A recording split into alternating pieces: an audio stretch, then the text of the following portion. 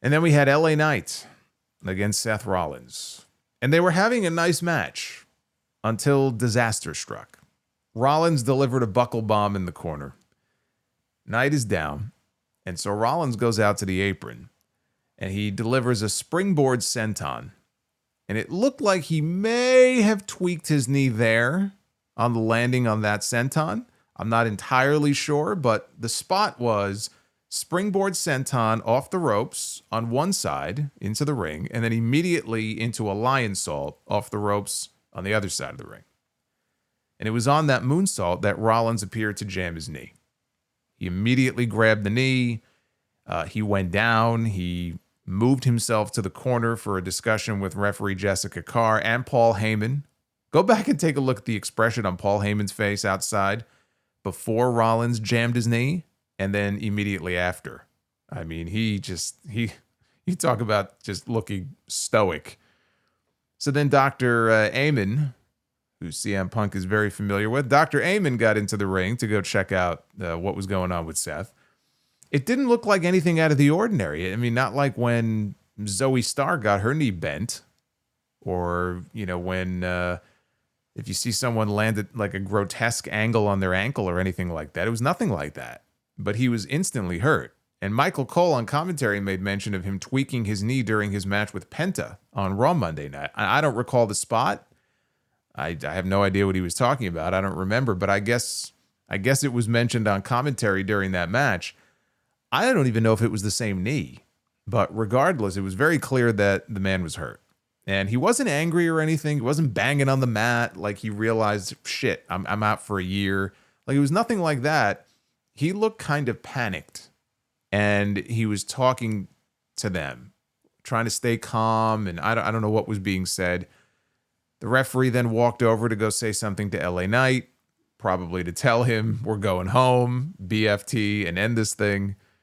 Because as Rollins finally pulled himself back up to his feet, and he was sitting there for a good, minute and a half, he pulls himself back up to his feet. Knight grabs him, instantly drops him with a BFT, and then pins him 1, 2, 3.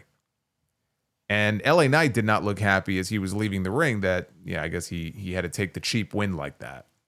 He should be happy that he won it all, because I can almost guarantee you he was not winning that match until Seth got hurt.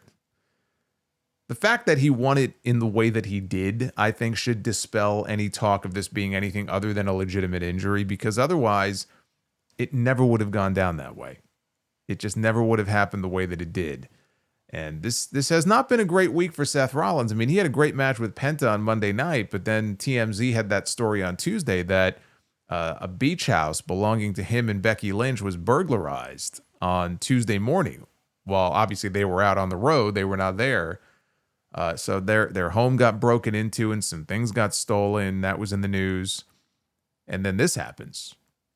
Now, Rollins had to be helped to the back. Now, at that point, he was very upset. He was cussing and yelling, fuck, over and over again as he was being helped out, none of which was shown on TV. That was filmed by somebody in the front row. As soon as the match was over, they cut away from the ring, and we didn't see them show Rollins again. PW Insider and Fightful, among others, are adamant that they were told the injury is legit. I believe WrestleVotes said the same thing. It is not a work. And I mean, look, if it was a well-kept secret, that's exactly what you would want to tell people, right? And then he pops up at SummerSlam for the surprise cash-in. But no, the way this all went down and the injury clearly threw off the timing for the rest of the show. Apparently, Rollins was supposed to go over here and not LA Knight. There's just absolutely nothing that would lead me to believe that this is anything other than a very real, very unfortunate injury.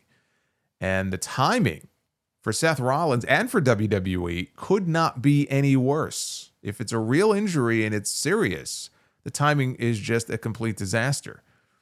So, I mean, first you had Kevin Owens, who had that incredible match with Cody at the Royal Rumble, that incredible match with Sami Zayn at Elimination Chamber. He was going to have a match with Randy Orton at WrestleMania. And the neck issue comes up, and Owens is out indefinitely, right? Then Liv Morgan gets hurt, and apparently that caused them to have to scramble and change plans for Evolution tonight. And Liv Morgan is out. She has surgery. She's probably gone for 6 months. Now, potentially Seth Rollins heading into Summerslam, their second biggest show of the year, is potentially going to be out of the mix. Now, we'll see if we get an update. We'll have to get some kind of update or like a speech on Raw tomorrow night if it is bad, if he is going to be gone. If he's hurt badly, it's going to have a dramatic effect on creative plans for months to come. Honestly, into WrestleMania next year in Vegas, because Seth was at he was the epicenter of all of it, right? Paul Heyman betrayed Roman Reigns and CM Punk at WrestleMania to align with Seth Rollins. He's got the Money in the Bank briefcase. He's Mr. Money in the Bank. He's leading this brand new faction. He's had issues not only with LA Knight and Jey Uso recently, Gunther, who he just confronted the other week, but also Sami Zayn and CM Punk and Roman Reigns, who is supposed to be back soon for SummerSlam, by the way. How does a Rollins injury, if it's serious, affect the plans for Roman Reigns now?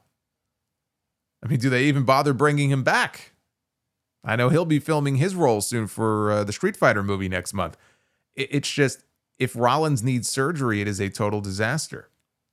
And that's to say nothing of the other issue, which is the issue of the briefcase. What do you do with the Money in the Bank briefcase?